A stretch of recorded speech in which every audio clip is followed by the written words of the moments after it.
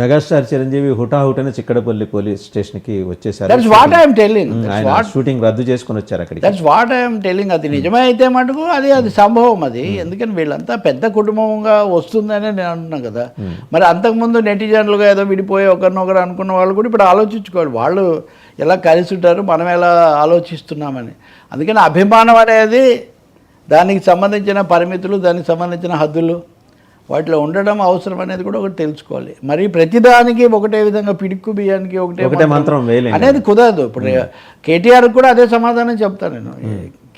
కేటీఆర్ విషయంలో రేపు ఏదైనా చేసినా అదే అవుతుంది. ఇప్పుడు ప్రజాస్వామ్యం, రాజ్యాంగం, చట్టం ఇవన్నీ ఒకటే కొలబద్దలండి. ఇంకా వాటి అన్వయం కోర్టులు చేస్తాయి.